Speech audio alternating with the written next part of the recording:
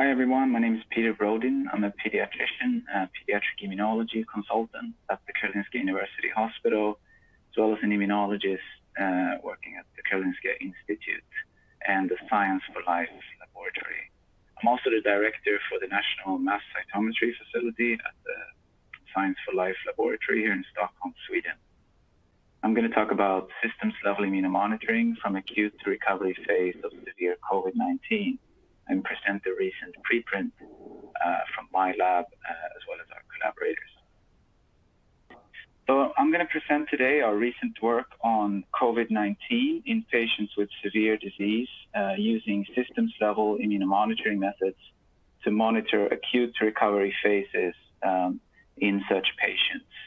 And this is a collaborative project between my research group here at the Karolinska Institute in Stockholm, Sweden, and colleagues in Finland at the Helsinki University Hospital. So the rationale for this work that we have taken is based on some recent studies we've done in healthy individuals as well as various disease cohorts. And it's the idea that by longitudinally monitoring the immune system in patients, we are able to understand relationships between cells and proteins that give rise to various disease manifestations. And by taking advantage of this longitudinal monitoring, we can infer from changes that occur over time in cellular activation states, protein measurements in the blood, and so on, we can infer relationships between these different features in the immune system of humans. This allows us to better understand disease processes. It also allows us to see differences between groups of patients that are not visible at individual time points or sort of snapshots in time.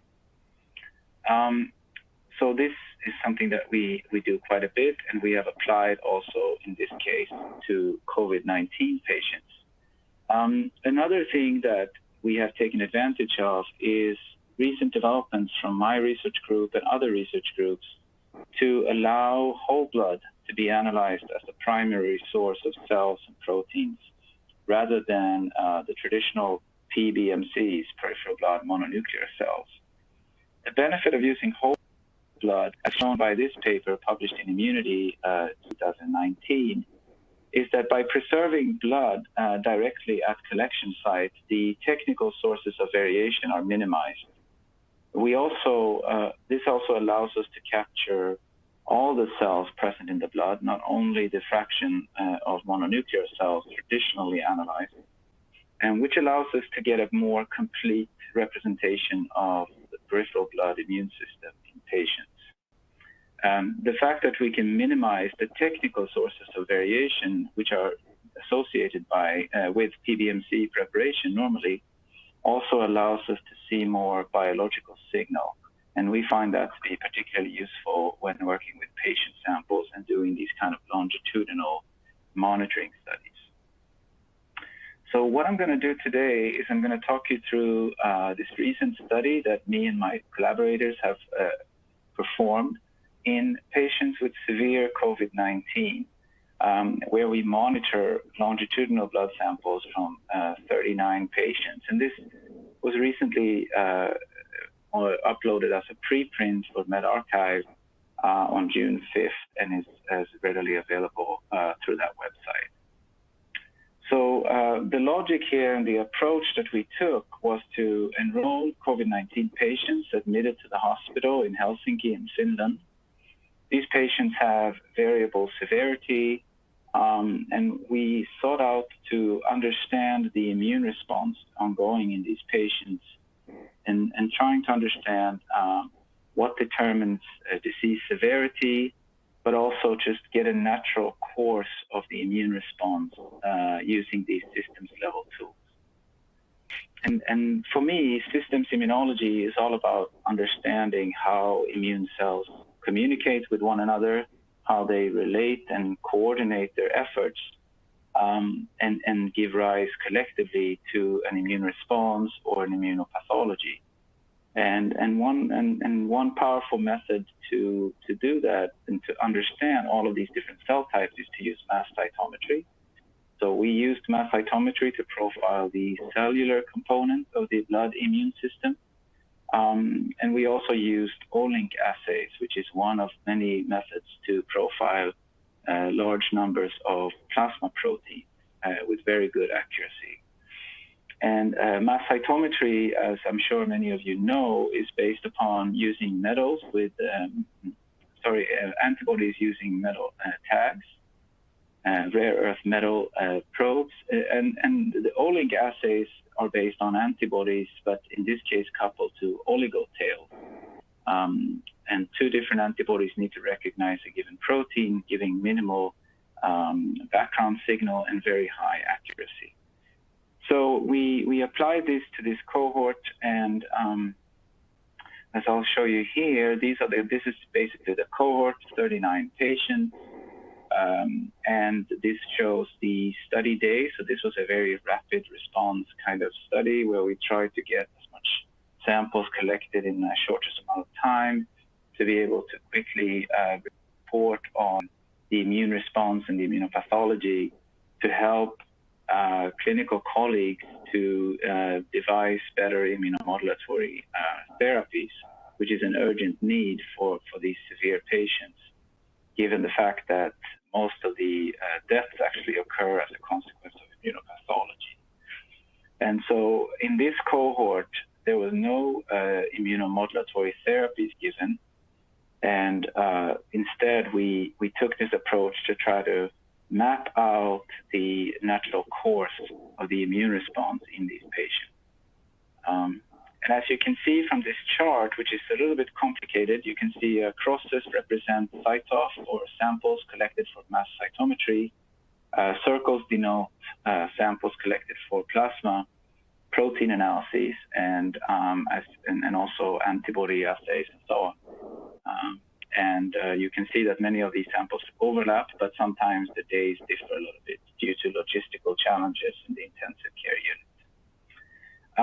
We also have a group of patients in black here, which are the patients that recovered from disease and give us a view of the recovery state after severe COVID-19, which I will discuss in a little bit. So what we really sought out to do, as I said, is to try to understand what happens in patients from the time of admission with severe COVID-19 until recovery. And this gives you an overview of some of the parameters that are changing. Obviously, initially, the patients come in with high fevers, as shown in the top left graph, and this fever subsides over the course of 10 to 20 days, usually in these patients. There's also a very well described lymphopenia that is seen in these patients, and previous reports have even suggested that the degree of lymphopenia correlates with disease severity.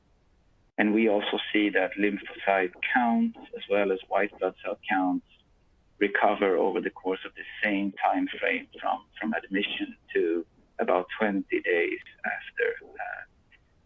In parallel with these changes are reductions in cytokines, such as gamma, IL-6, which are well-known pro-inflammatory cytokines, obviously, associated with a number of different diseases and previously also reported to be elevated in COVID-19 patients. I should also show or explain that these two colors represent patients treated currently in the ICU and patients treated in a normal ward. Usually, we denote all of these patients as severely ill. They're all requiring oxygen support, but the non-ICU patients differ in the sense that they typically breathe without a ventilator, while the ICU patients are all on a ventilator. We also show on the right the levels measured in the recovered patients to indicate sort of when these acutely sick patients reach the levels seen in recovered patients. And those patient levels typically are on par with healthy individuals. So some notes about how this study was conducted. We as I said, we try to perform a very quick study to be able to quickly report on the immune response in severe COVID-19, because it's important to communicate this information as quickly as possible such that we can better treat these patients. And one thing that really helped us to do this rapidly was the fact that we were able to go from sample acquisition on the mass cytometer to data within just one day. And the way we do that is that we have been able to develop a system for classifying individual cells into 62 known subpopulations of cells. And this is done using an algorithm which is based on, it's basically a learning algorithm, where we have trained a learning algorithm to recognize these different cell types as manually classified using a system that we're currently writing up and will communicate very shortly. So that allows us to go from acquired mass cytometry data to these files that we could analyze within one day. And what we found is obviously very dynamic changes across a range of different immune cell populations. That's maybe not so surprising, but and this is a very complicated slide, obviously. And for details, I refer to the published or the submitted preprint.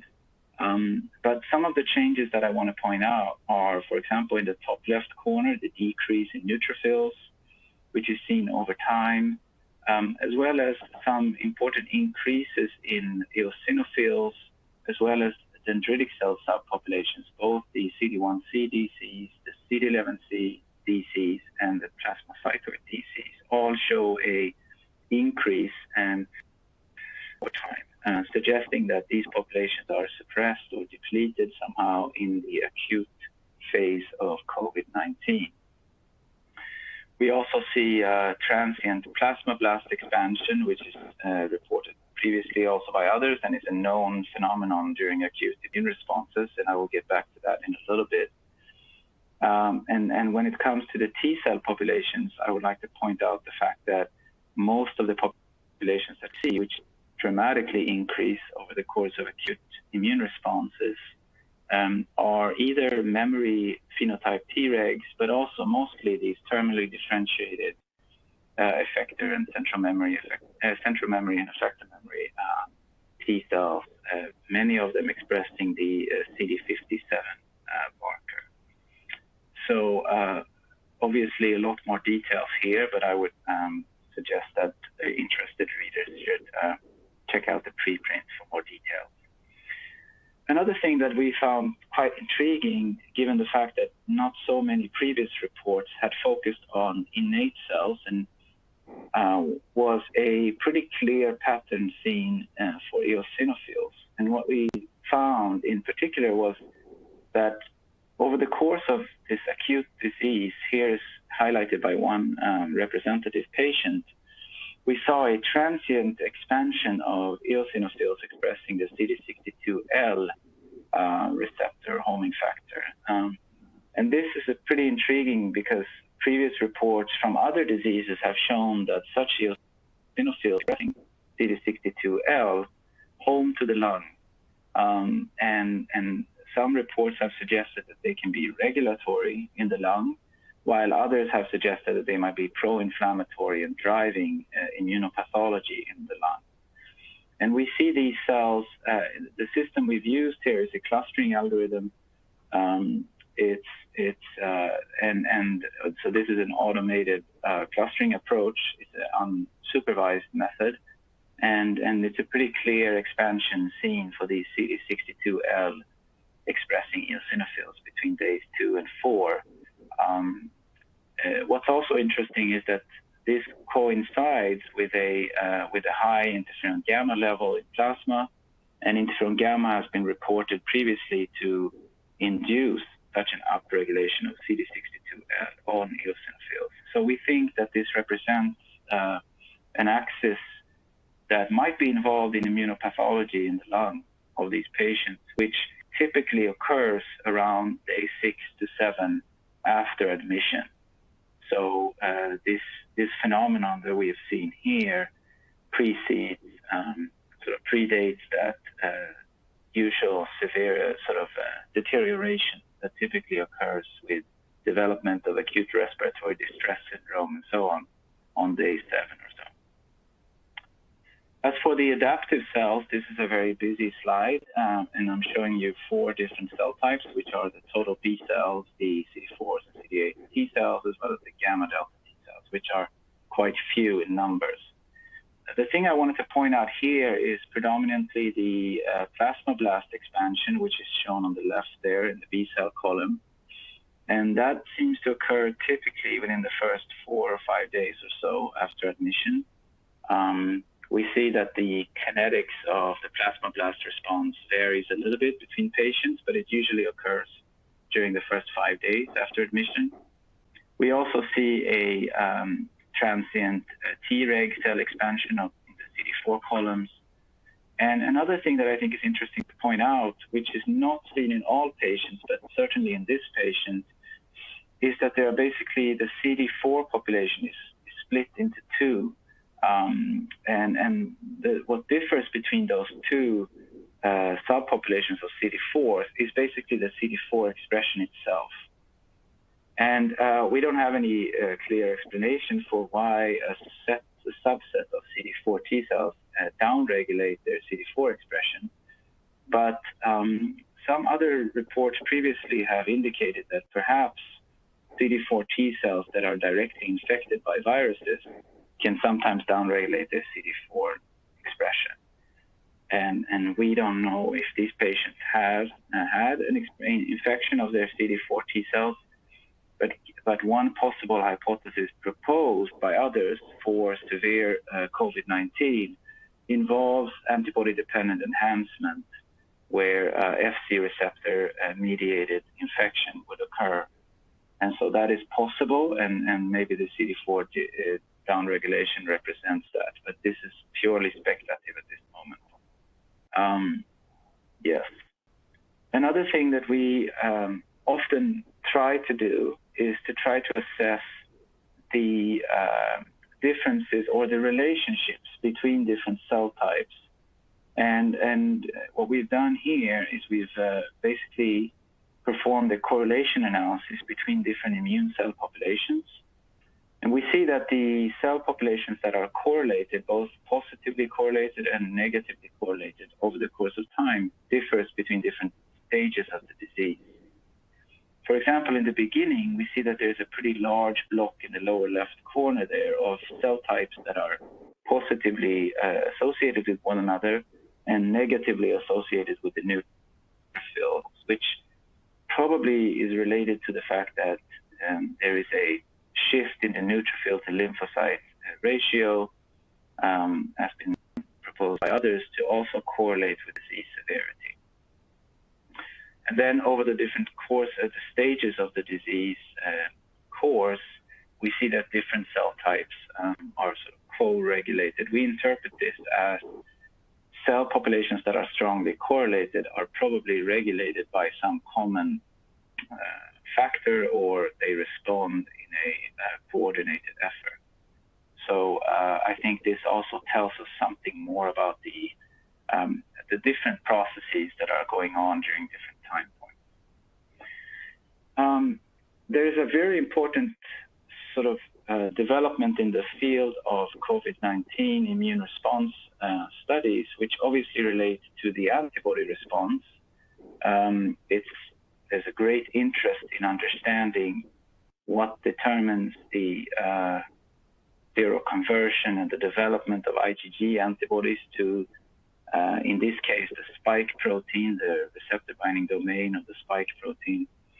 And so we've looked at the antibody levels in these same patients, and we see that almost all of the patients have a pretty clear titer increase in their IgG antibodies against this receptor binding domain of the spike protein. And we've also assessed what immune features, cells, and proteins in the blood correlate or are related to this. And the way we did this was by devising a mixed effects model which takes days from admission into account as a fixed effect. So this correlation is not merely due to, the correlations that I'm showing here on the right are not merely due to changes that coincide in time, because time is taken into account. So what we're seeing here is that high levels of interferon gamma and IL-6 and CXCL10, which are related pro-inflammatory cytokines, those are negatively associated with the antibody response, suggesting that very strong inflammatory responses are not good for this development of the antibody response. We also know that this is associated with lymphodepletion, and so perhaps you lose a lot of your B cells and plasma cells. On the other hand, we see that basophil levels, both the CD16 expressing and the CD16 negative ones, they are positively associated with the antibody response. And that's been shown also in other infections, such as influenza, that basophils can modulate and even potentiate B cell responses. So we find that to be intriguing in COVID-19. As a final section here, a final part of this analysis was we wanted to try to understand, as I've mentioned previously, the natural course of disease without any immunomodulatory therapy. Patients were also not given antivirals in this study. And so this is really representing the natural course when patients are only treated by supportive care, ventilatory support, oxygen, and so on. And what we were able to find was that all of these patients basically follow the same trajectory.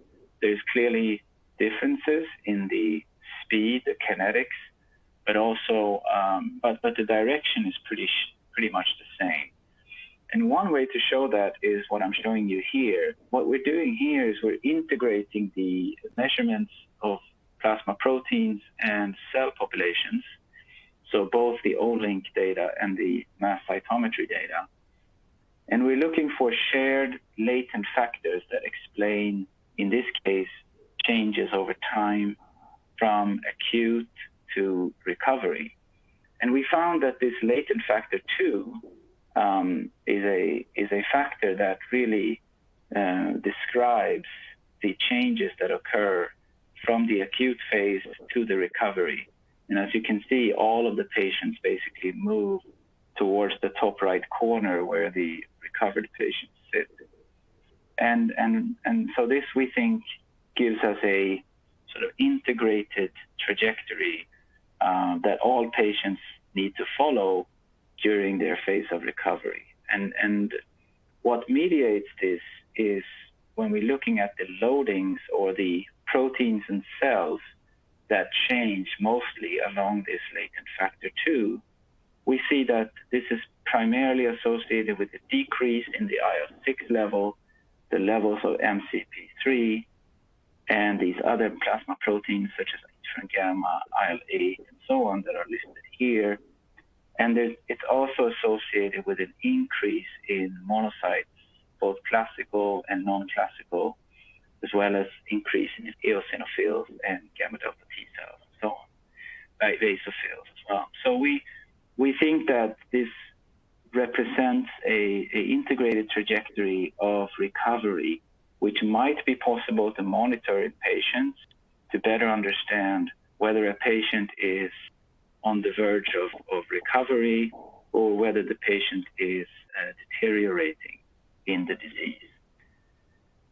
So this concludes the presentation of this study where we performed the systems level immunomonitoring analysis from acute to recovery phase of severe COVID-19 patients. For more details, please make sure to check out this preprint that is on medRxiv. Also, I think we've uncovered several co-regulated cell populations and immune features over the course of the disease. We've described some correlates of productive antibody responses, as well as uncovered a trajectory of recovery from acute to recovery phases of the disease. I would like to highlight all these co-authors who contributed to this very quick study, both in my lab at the Karolinska Institute, as well as the clinical center in Helsinki, as well as the University of Helsinki. So with that, I'll thank you for your attention and be happy to take